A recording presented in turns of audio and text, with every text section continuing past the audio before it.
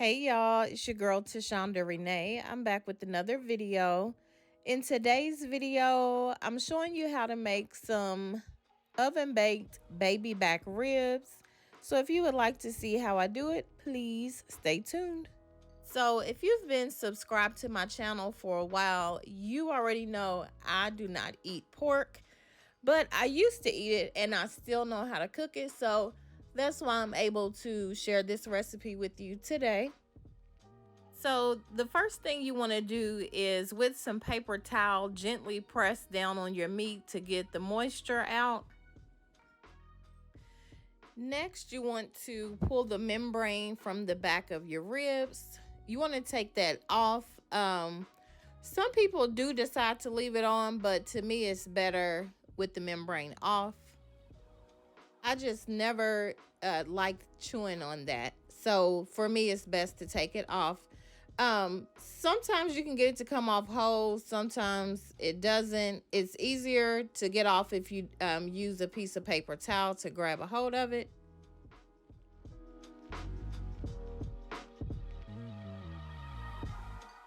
Next, I'm going to trim some of the fat off of the rib. That step is totally optional. You can leave the fat on if you want. I'm just going to trim it up just a little bit.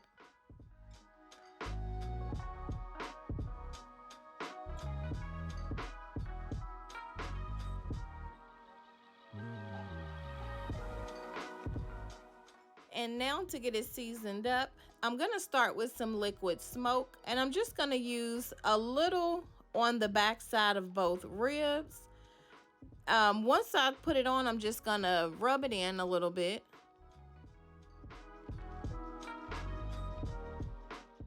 Next, I'm going to put some yellow mustard on the back of the rib, and this is just for a binder.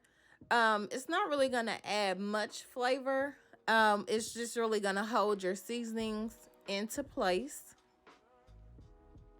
And you want to be sure to cover the entire rib with the mustard, because you want those seasonings to be all over the rib.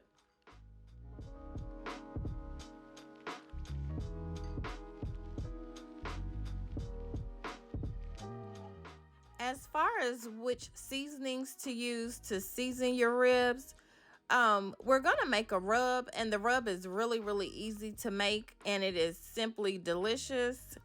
It goes well with ribs or chicken. Okay, so you're gonna add 1 cup of brown sugar. It can be light or dark. 2 tablespoons of garlic powder. 2 tablespoons of Sweet and Smoky rub by McCormick's. 2 tablespoons of Tashondarenae. 2 tablespoons of onion powder, 1 tablespoon of cayenne pepper, and 3 tablespoons of smoked paprika. Oh, and I almost left out the salt and pepper. I added 1 tablespoon each of salt and ground black pepper. Then you're just going to stir it all together. You want to mix it together really good.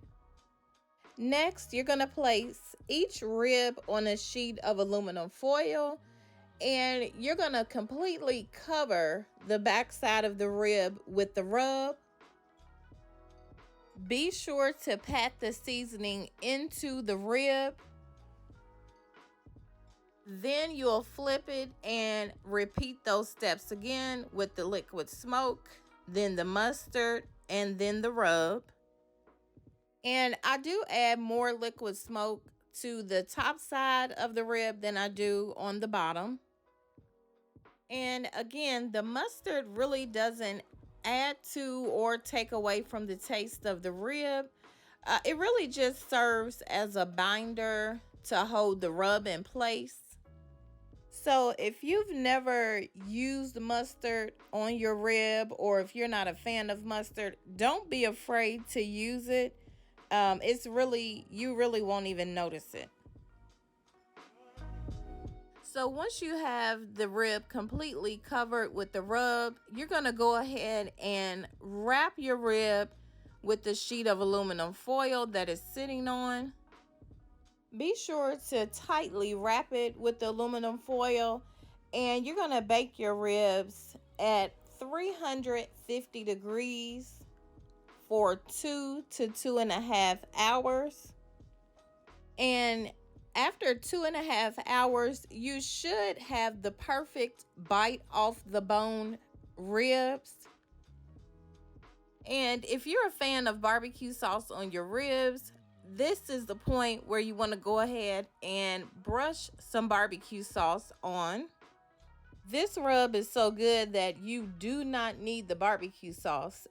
If you just like barbecue sauce on your ribs, go ahead and add it, but you absolutely do not need it. I'm making these ribs for my family, and they do love barbecue sauce on their ribs, so I'm gonna go ahead and rub some barbecue sauce on. Once you have the barbecue sauce on both sides, go ahead and run it back in the oven uncovered for about 10 more minutes. You want to allow the barbecue sauce to caramelize. And after those 10 minutes, this is what you have, the perfect bite off the bone ribs. I know some people do like their ribs to fall off the bone, so I did leave the biggest rib in the oven for an additional 20 minutes so that I can show you what it looks like when they're falling off the bone as well. And here that one goes, and as you can see, I can't even really get a good cut because they're completely falling off the bone. All you have to do is literally just wiggle the bone or move the bone, and the meat literally falls off the bone. And even though I didn't taste them, I'm sure they were delicious because my family loved them. If you're interested in a list of ingredients for the rub that I use for this recipe, be sure to check out the description box below. I'll be sure to have it listed. Also, if you have not already done so, please go ahead and subscribe to my channel. I would love to have you be a part of my YouTube family. Thank you so much for watching, and have a great day.